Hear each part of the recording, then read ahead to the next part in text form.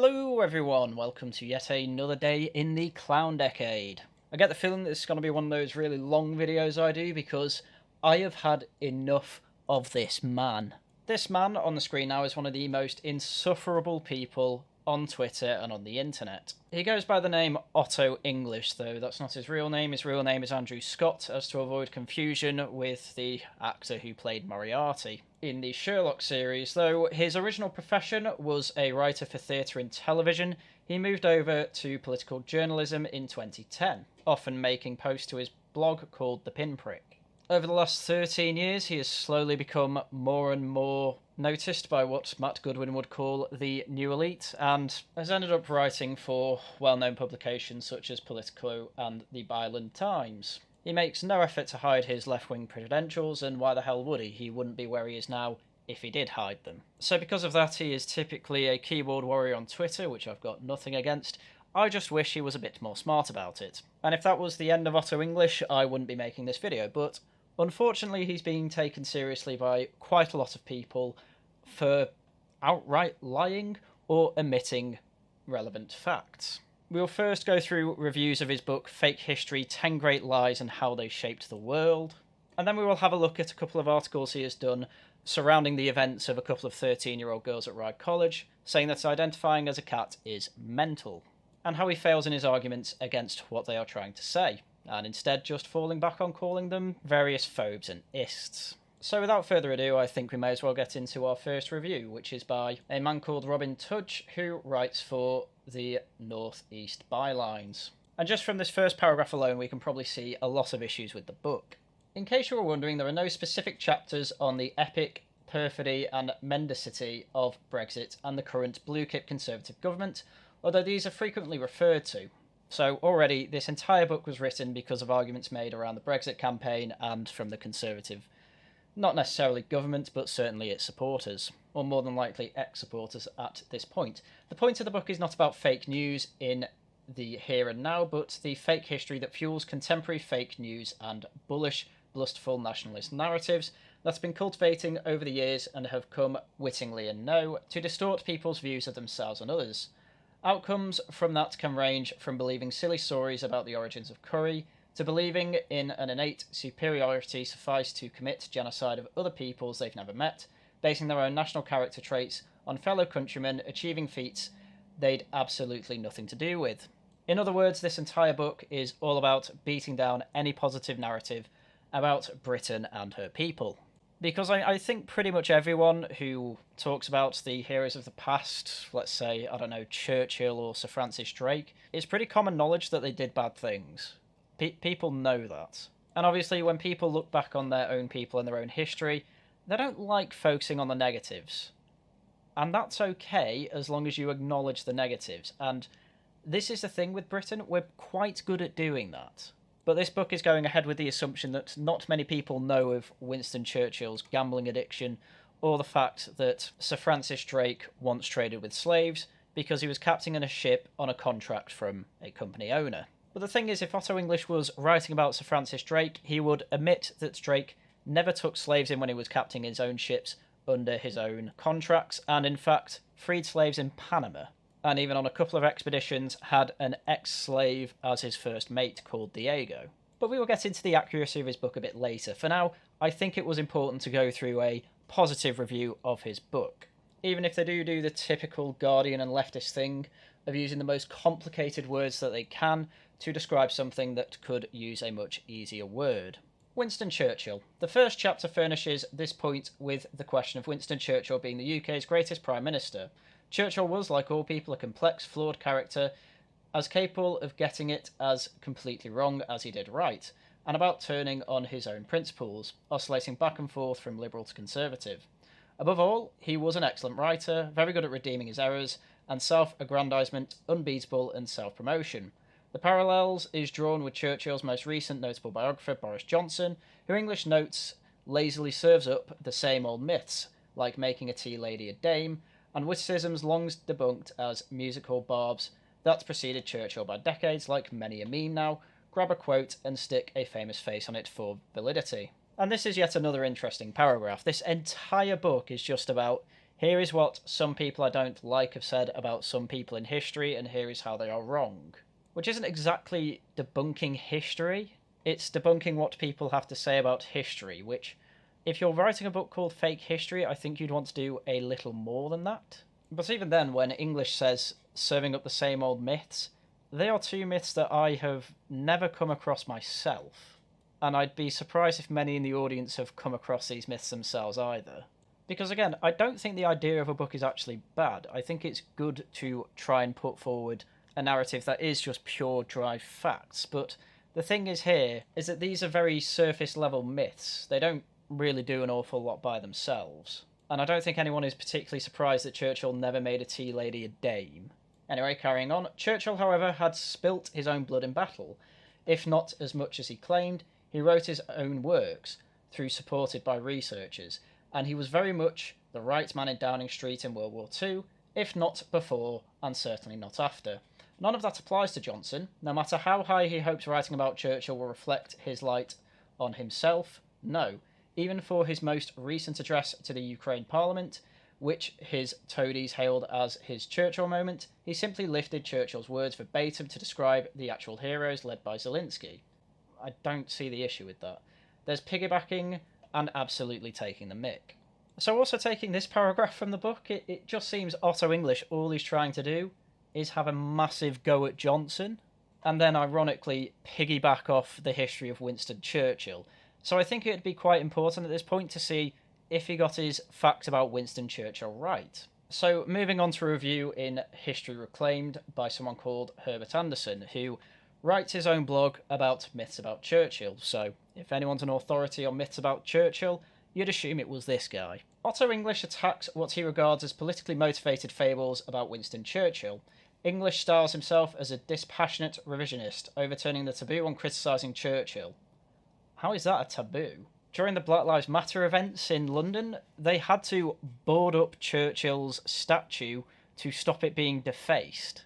And then let's not forget about the guy who removed all the placards saying that Churchill was a racist and then got instantly approached by the police. So, come on now.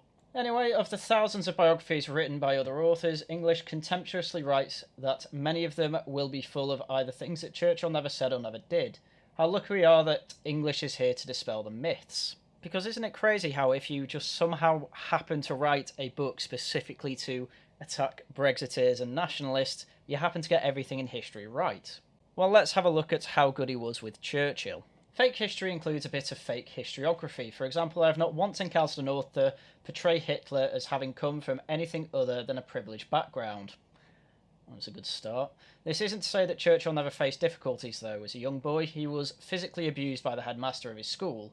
For some reason, English doesn't mention this when discussing Churchill's childhood. English goes on a lengthy diatribe against quotations attributed to Churchill, apparently ignorant of authors like Richard Langworth, who regularly debunk false Churchill quotes.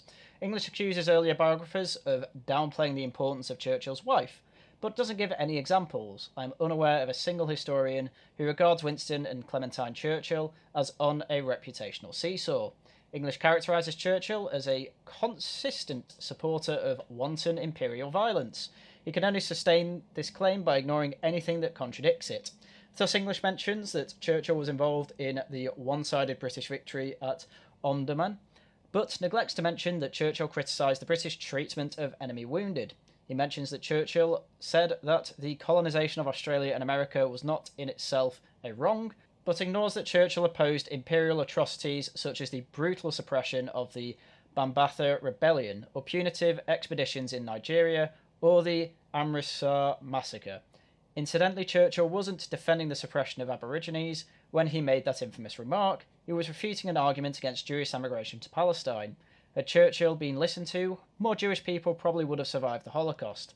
It is also fanciful to suggest that a majority of white Americans or Australians in the 1930s would have disagreed with Churchill's view. Which to me is quite a damning review of the book. He is basically saying that, yes, Churchill did do some wrongs, and he is going to seem completely evil if you omit absolutely all the good he said and did. And it is also very silly to assume that every biographer in the past has done this, given that when this man himself is an expert on Churchill, he can't recall anyone who has done that. That doesn't mean they don't exist, but given it appears Otto is lax with his references, we can take this review's word for it over Otto's. Omissions aside, English also makes numerous factual errors, and absolutely no one is surprised. Each one in itself may be a minor, but as there are so many that they collectively undermine the value of English's book, to which I doubt anyone is surprised. For example, Churchill was an observer of the Cuban insurrection, but he did not fight for the Spanish. As Churchill put it, "I have not even fired my revolver. I am a member of General Valdez's staff by courtesy only. I am decorated with a Red Cross only by courtesy." I could go on, so I will. Churchill did not reinvent himself as a journalist for the Second Boer War. He had previously covered the Cuban insurrection for the Daily Graphic, being commissioned as a war correspondent for the Daily Telegraph, and covered the reconquest of Sudan for the Morning Post. Churchill was not alone in his opposition to Indian independence in 1930. The Government of India Act of 1935 was intended by the government to secure British rule of India, not pave the way for independence. Obama did not remove Churchill's bust because his grandfather was tortured while Churchill was PM. It is doubtful that his grandfather was ever imprisoned by the British, and in any case, he was allegedly arrested while Attlee was PM. Artillery did not shell the East End of London during the siege of Sydney Street. And incredibly, it somehow gets even worse. Amusingly, even when English is trying to be even-handed, he gets his facts wrong. For example, he credits Churchill for cancelling the dispatch of troops to Tony Pandy, ignoring the fact that Churchill reversed his position within a day because of the widespread rioting in the town. The soldiers didn't kill anyone, but their presence brought the rioting to a close immediately. According to English, anything Churchill did was mainly for the purpose of self-promotion, and when Churchill achieved anything good, it apparently can be attributed to the influence of his wife. English gives as an example of this the social reforms Churchill introduced while at the Board of Trade. However, Churchill stated his support for social reform as early as 1899, 5 years before he had even met Clementine. While campaigning on his first ever election, Churchill said, "I regard the improvement of the condition of the British people as the main aim of modern government." And this is why, despite trying to get better at needlessly insulting people, I have decided to name this video Otto English is an Idiot. Because if you are going to write a book called Fake History, and then it appears that a lot of your facts are either omitting important context or just flat out wrong, there is a huge irony there that can only be achieved if you are an idiot. And if you're going to put a lot of work into writing a book that is called Fake History, and you can't even be bothered to double check if what you are saying is true, and it somehow gets past the editors as well, I have no idea how anyone can take you seriously. But this is the thing with the new elite. It doesn't matter how correct they are, it depends how right on they are. And writing a book to get back at those Brexiteers and the blue kip conservatives, yeah, that is the reason he is constantly still writing for numerous publications and why he's writing another book. That is the main and only reason. If we lived in a fair world, he would be getting no success as an author, because this is horrendous. And this is just proven further by another positive review that this book somehow got. Just skipping straight to the Churchill bit. As is the case of many successful men in history, the influence of the woman in his life were pushed to the side. His story is that one of a man who overcame the odds on his own, so the role of Clementine Churchill had to be downplayed to coincide with the narrative Churchill's admirers continue to push in the eyes of the public. And as we've seen, it's just nonsense from the evidence that Otto English put forward. But this article is great for showing why Otto English is revered by a lot of the new elite. As far as they're concerned, there was no partnership, just Winston against the evil of the world. In the wake of the Black Lives Matter protests mid-2020, why the hell are you bringing this up? Hundreds of millions all over the world were treated to practical history lessons of key figures tied to slavery, as their statues were either pulled down or had their removal called for. The protest surge, a retrospective, looked at those figures, and Churchill was no different. And apparently when we do have a look at Churchill retrospectively, it turns out if you're leftist, you just have to lie about him. Because Otto English is leftist. Many came aware of the man's views on suffrage, constantly flip-flopping on his stance of women's rights, his views on Indians, his views on Africa, and of course, close to home, his part in unleashing the Black and Tans in Ireland. And as it goes on, there just seems to be lies about other people. Otto also touches upon the most baffling out-of-reach theories to rear its head within the conspiracy movement, Flat Earth. Again, the idea to impose order on things we don't understand, to limit the fear of the unknown, is the foundation for most conspiracy theorists, and exaggerated ancient history has only fostered it. Such as the narrative of Christopher Columbus, a man who is known to have sailed the earth to prove it was spherical. I know of literally nobody who ever thought that. This is a complete lie, as we already knew. The earth was round, but that didn't stop those from forcing the narrative we know of today. I mean, I don't know who those people are. I've never heard of anyone try and claim that Columbus sailed to try and prove the earth was spherical. Otto reveals Columbus wasn't the great navigator many proclaim him to be. Instead, he was an unhinged capitalist, in the 1400s, motivated solely by wealth. A far cry from the image we see of him today, one that was repurposed to fit the image of a new world, America. While his voyage was courageous, Columbus did in fact not discover America, much to the disagreement of nationalists. And that bit's fine, that is true. He never actually landed on what is now the United States, but, well, he did discover what at the time was known as the Americas, or the New World. And the main argument against him discovering that is just that, he was the first European there. There were already people there who had obviously already discovered it, because they lived there. When the implication is obviously that he was the first European to discover that there was land there, because he was originally trying to find a route to India that way around the world. But, I mean, at least Otto got one thing right. It's true, he didn't discover America. But to try and claim that he wasn't a great navigator and was instead an unhinged capitalist, yeah, that's basically the only reason this book ever got positive reviews, because Columbus is a bad man according to leftists, and we need to use any buzzwords we can find and undermine him in any way we possibly can. So yeah, it is really ironic this book is called Fake History, considering it seems to have a lot of fake history. And I am going to go through a few more paragraphs from another review from historian Dominic Sandbrook. And I do suggest you go off and actually read this review, because it is a very funny rant against Otto English. But I will just pick out the most informative parts.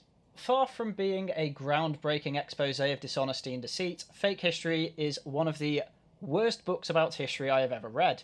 And I say that as somebody who made it all the way through Jacob Rees-Mogg's The Victorians. To give a small but revealing example, one chapter debunks the supposed lie that Genghis Khan was a pitiless barbarian. In fact, English says he was far-sighted and accommodating leader, both meritocratic and inclusive, which, well, I suppose he didn't discriminate between which women he took for himself, which makes him sound like somebody hoping to lead the Lib Dems. Throughout, English calls him Khan, clearly under the impression that that was his surname, but Khan was his imperial title, not his name. It's as if a Mongolian Twitter personality wrote a book about German history under the misapprehension that Wilhelm II's surname was Kaiser. Again, that is a detail that you would probably check as you are writing an entire chapter about the guy, and it is something that your editor should pick up, or at least something you should see on a redraft and check. But Otto doesn't do that, because it's incredible how lazy you can be with facts when you are taking out the gammons, after all. And that's not me saying that necessarily the gammons, as Otto would call them, are any better with facts. In fact, as you all know, I don't particularly like the Conservative Party because they seem to be fast and loose with facts as much as anyone else in politics. But I am pointing out that Otto isn't even good at getting the most basic details right, and seems to end up with egg on his face even when he is trying to tell the truth. The structure, veering madly from subject to subject, makes no sense. There's a chapter on Churchill, then a chapter about whether ancient people thought the earth was flat, then a chapter about Dunkirk, then a chapter about the House of Windsor, then a chapter about Curry, then a chapter about the Aztecs. But even inside each chapter there's no sense or analysis or argument, just a series of self-satisfied observations and weird generalisations. In the chapter on Curry, for example, English sets out to debunk the supposed lie that curry comes from India, but immediately tells us that in post-war Britain, most people ate S-word, most British people stewed the living taste out of everything. What that has to do with curries coming from India, I have absolutely no idea, but it's the classic example of the left-wing intelligentsia just seeming to hate Britain and the English. The fundamental problem, though, is that none of English's great 10 lies are actually lies. His first lie, for example, is Winston Churchill was Britain's greatest Prime Minister. But that's not really a lie, is it? How can you possibly prove or disprove it? It's an opinion, which is completely different to a fact. You might disagree with Churchill's fans, but it would be deranged to call them liars. For instance, when Churchill died in 1965, his old rival Clement Attlee said he was not just the greatest Englishman of our time, but the greatest citizen of the world of our time. If Attlee came back to life and repeated those words today, would English seriously call him a liar? which is a very good point. We'll take another of English's purported lies. Hitler was a failed artist. You might raise an eyebrow at that.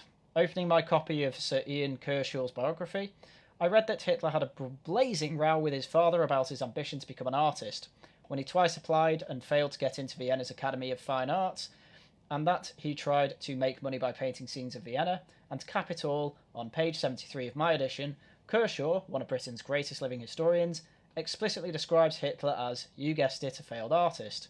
So would English call Kershaw a liar too? The weird thing is that English knows Hitler was a failed artist. He even mentions the paintings and the unsuccessful attempts to get into the Academy. His chapter is trying to say something about Hitler's invention of his own legend, though I'm not sure what. After some stuff about the First World War, he tells us how terrible Mein Kampf is, if anybody needs convincing, before informing us that Hitler was a dreadful artist and a diabolical commander. Then he compares him with Enoch Powell and Donald Trump, which is clearly what he's been itching to do all along. And that's it. Next lie, please. As my point all along with this book has been, it is not a book that really cares about facts. It is a book that is trying to either say, our great men of history are not the myths and legends that we say they are, which absolutely everybody knows is true, or it's an excuse to call Enoch Powell and Donald Trump Hitler, despite the fact that Enoch Powell lied about his nationality to join the war against the Nazis early. And that fact's even on Wikipedia, so it's not that difficult to look up, and yet Otto English would rather just say that Enoch Powell is basically Hitler, because that's all you have to do to be part of the new elite. You have to pick someone that not many leftists like and effectively call them a slur. And that isn't just applicable to historical figures, that is also applicable to his political enemies today. Which brings us on to his article writing, and as I said before, we are going to go through two of his articles and show that not only are his historical facts questionable, but his present facts are questionable too. So before we get into that, I am simply going to show you the clip. I played and went through this video in my previous video, so if you've seen it before, I will put a timestamp up on screen that you can skip to. There it is now. If you're ready, we will get into the clip. How dare you? You've just really upset someone.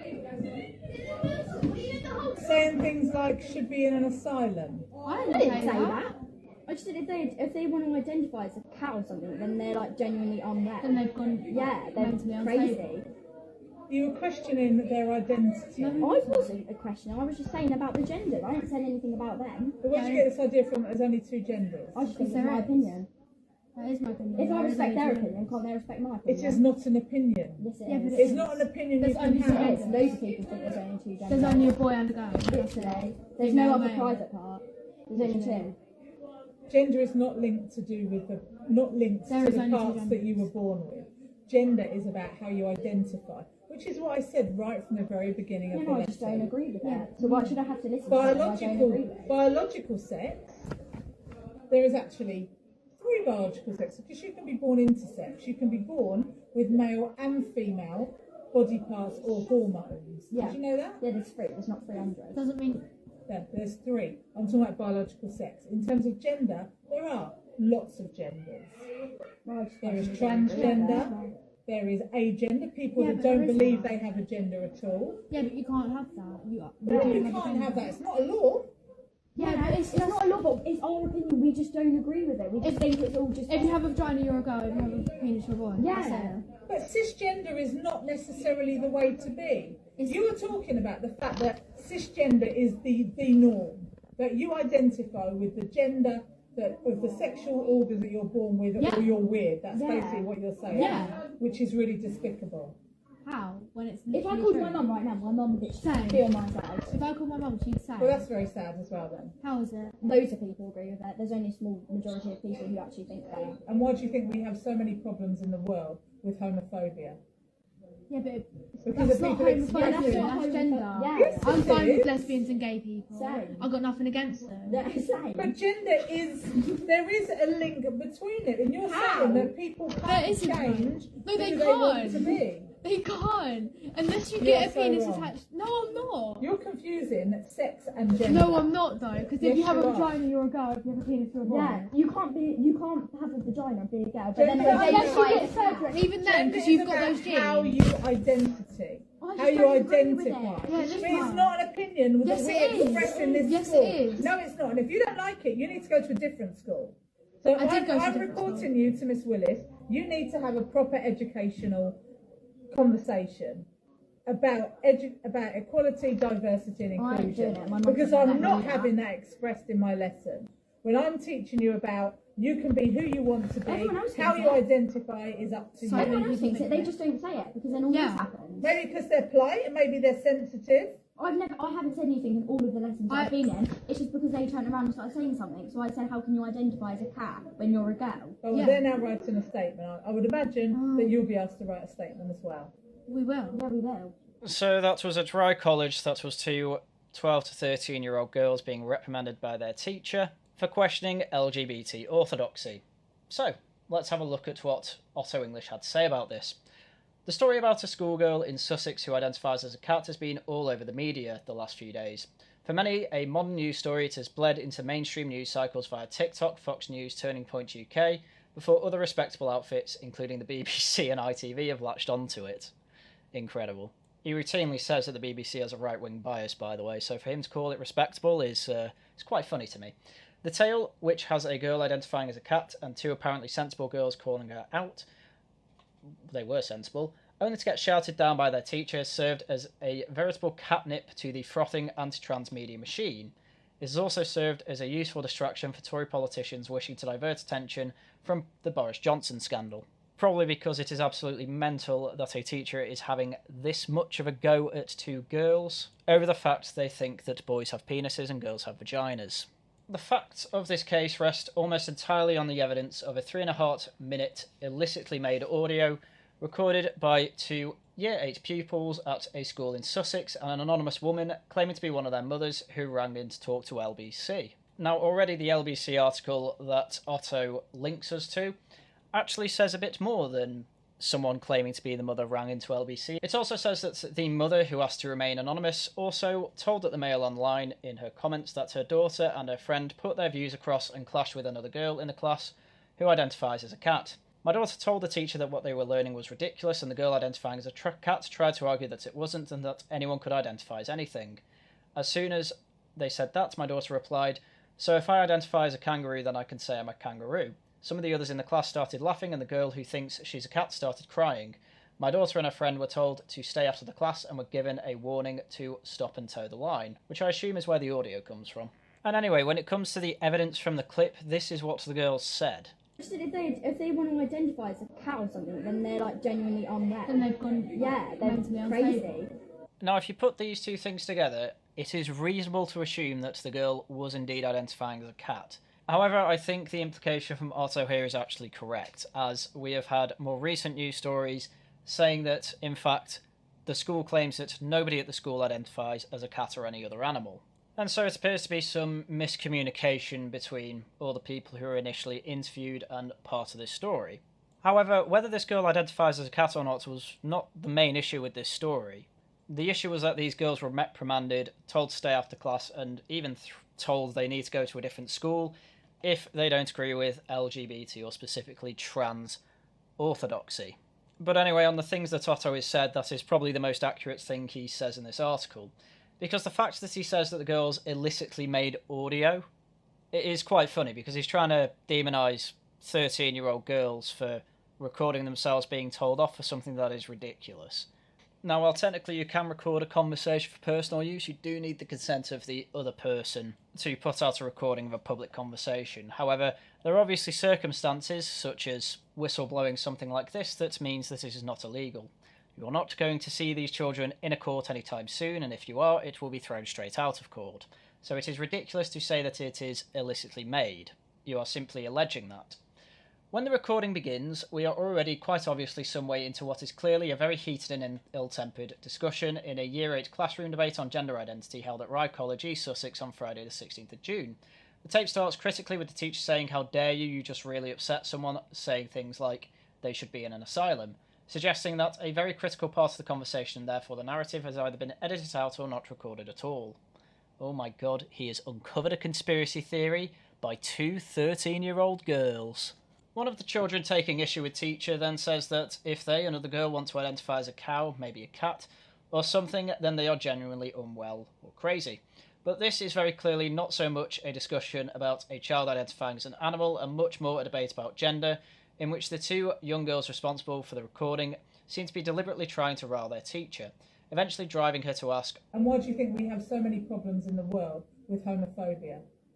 Yeah, but Because that's of not people homophobia, expressing- that's gender. Yeah. Yes, I'm it fine. is. or in other words, it's okay to be transphobic, which is a really funny takeaway from that, because if being transphobic is saying that if you have a penis you are a man and if you have a vagina you are a girl, then most people are just going to own the label. They don't really care. The cat element, so critical to the viral value of the story, only comes at the very end of the recording to my ears, after the teacher accuses one of the pupils of confusing sex and gender and says, if you don't like it, you need to go to a different school. It's unclear without full context as to what is going on, but the exchange goes like this, where the girls explain that they haven't said anything in the lessons, but just simply asked a girl, how can you identify as a cat when you are a girl?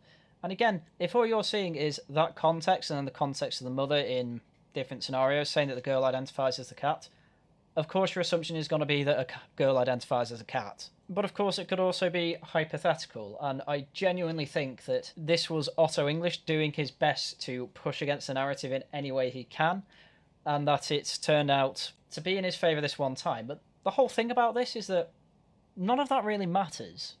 This isn't about a girl identifying as a cat. No one really cares if she does or not. They just went along with the assumption that she was, because there has been stories out throughout the past year about kids at school identifying as dinosaurs, identifying as, well, other cats, and even one of a kid identifying as a moon.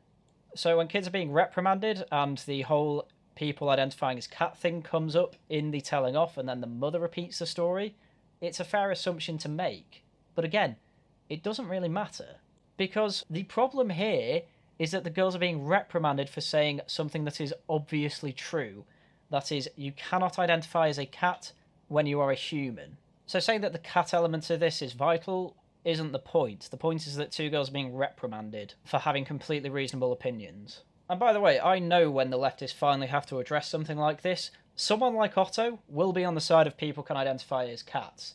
And I actually have tangible evidence of this, which Otto is very bad at bringing up. So this Twitter account called Tomato Soup, I was in a big conversation with him publicly about what identity is and whether you can identify as a cat. And this was what he ended up saying after I probed and probed and probed.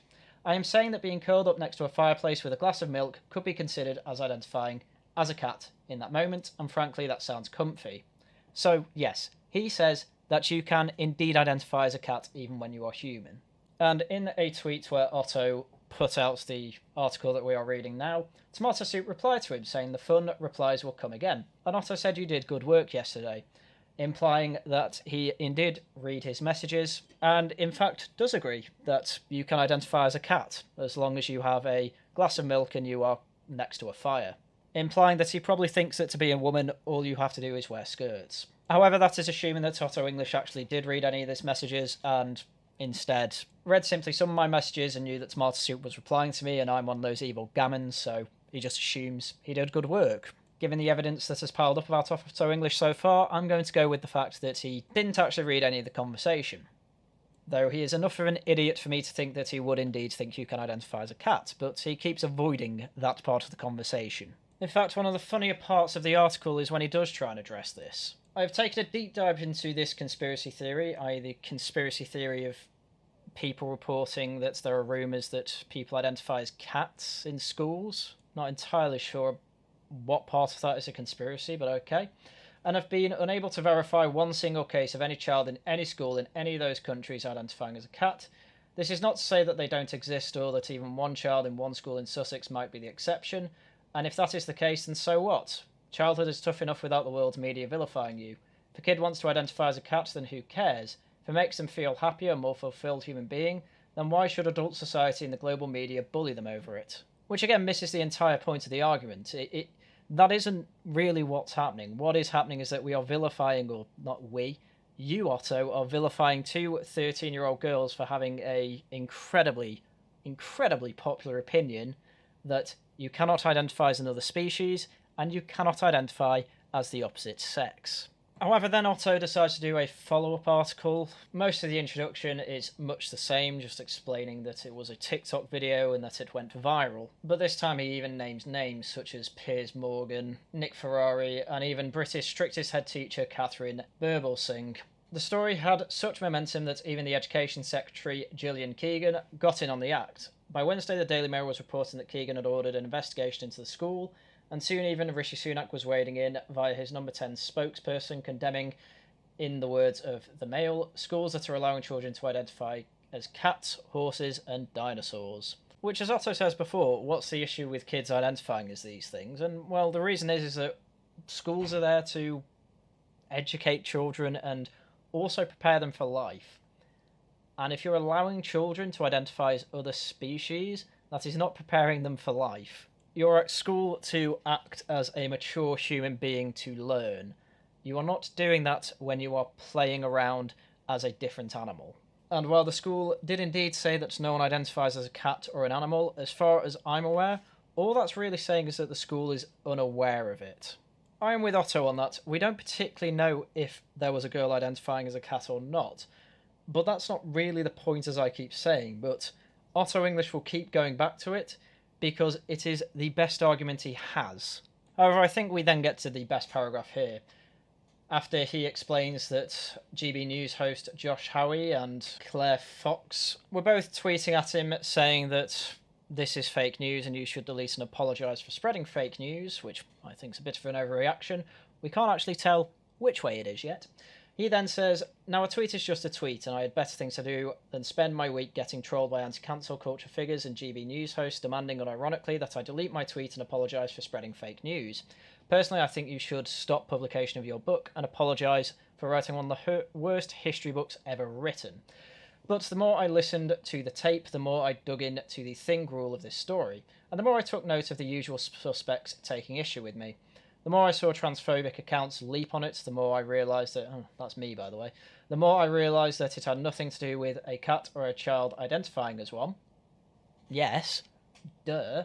And much more to do with the weight of the right-wing media and grown-up politicians piling on an unheard, unseen Year 8 pupil who did not fit their notion of normal. Oh my god, you're an idiot.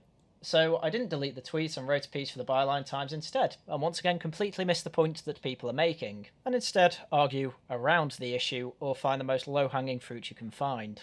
We then have, actually, some investigative journalism. The article, it seems, made its way to Rye, where it was read by people present in the classroom on the day. One of those witnesses contacted us. We have taken the time both to establish this individual's credibility and to safeguard their identity, and as such, the individual is anonymous, and some critical details given to us have been deliberately omitted. I am very aware that the two children who made the recording are also just that, children. Okay? And so have taken care to omit details about them, and some of the things that they are alleged to have said on the day. I shall refer to the cat pupil as Student A, and the two individuals who made the tape as B and C.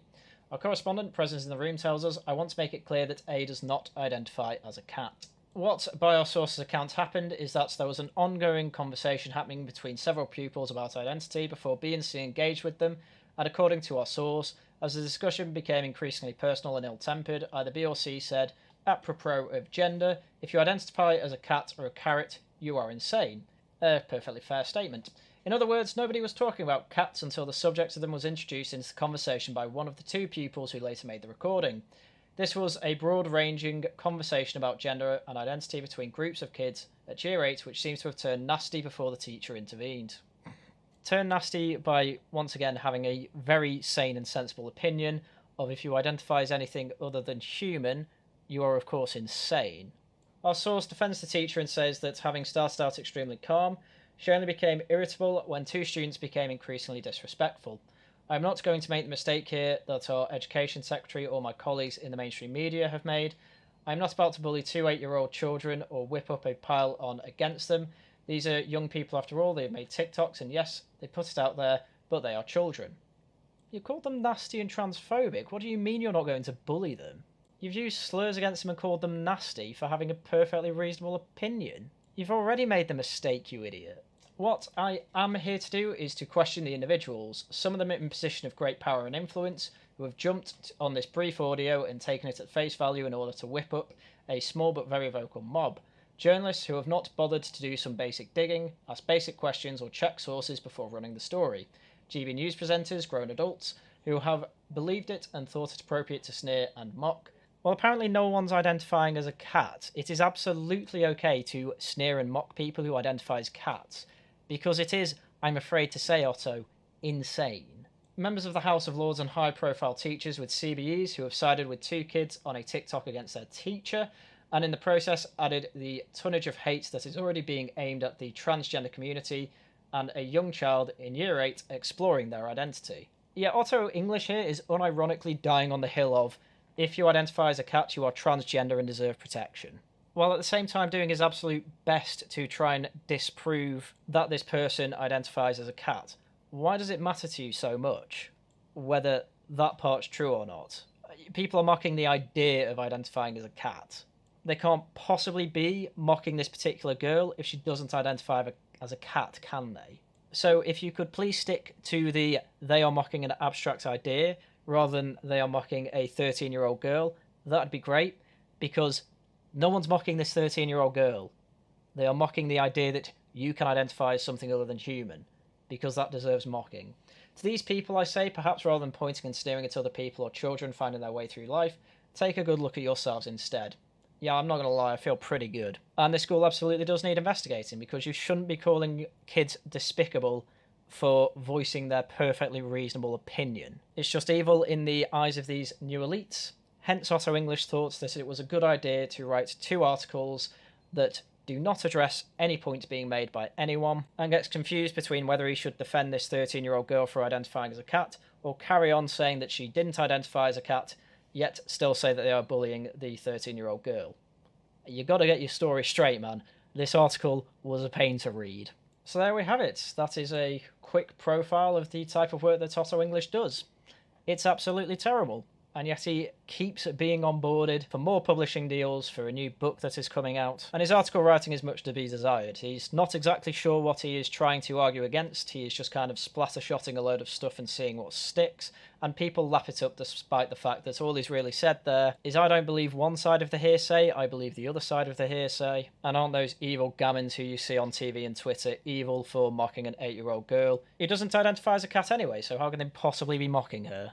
Anyway, I'm surprised I kept this under an hour, to be honest. It turns out it's really easy to debunk idiots quite quickly, so I'm pretty happy about that. I'm hoping this is the only video I make on him. I've been putting off addressing anything he does for a while, but to be quite honest, when it turns out that his one book is an absolute embarrassment and the articles and tweets he keeps making are apparently even more embarrassing, then how can I resist? I give you the gift of an almost 45-minute video as we go into the weekend.